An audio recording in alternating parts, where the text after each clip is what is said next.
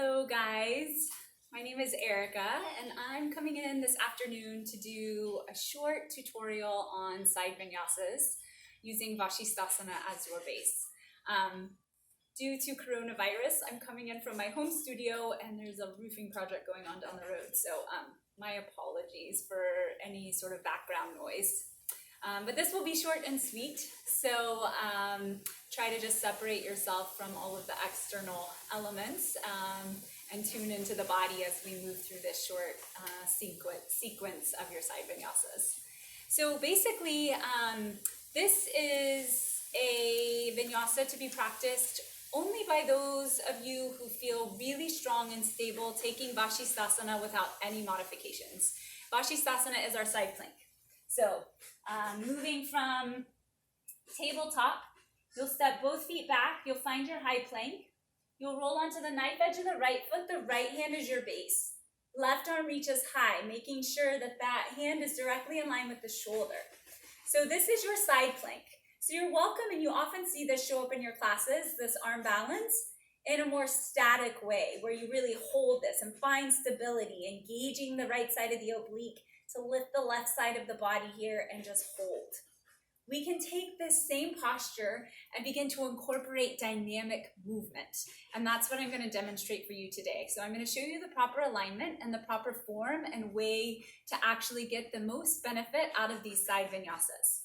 So I will demonstrate for you on the right and the left side. You can watch me to start, and then I'd like you to go ahead and follow along. So coming into Vashisthasana side plank, first and foremost, really finding a nice solid place. And I'm actually going to lift my shirt up for you guys just so you can see what's happening with my side body here. So from here, really engaging that right oblique. Left arm lifts high. You're really solid in the shoulder. From here, we're going to drop our hips low without collapsing to the earth and without bending the knees. Our left arm is going to reach down and towards the front of our mat as we drop our left shoulder towards our left ear. And then we're going to lift back up. We're going to find an arch across the left side of the body. Really find that length. Lift the heart gently so you're not collapsing the shoulder forward. Keep it nice and open, and then we'll take two more. Exhale, drop the hips low. No collapsing to the earth. Left ear to left shoulder. Inhale, lift back up. Drop the neck and head, let it hang. And then one more time. Exhale, drop low. Inhale, lift back up. Good. And then take a little break. Maybe just roll out the wrists. Maybe come into sort of a tabletop, stretching out the front side of the wrist here.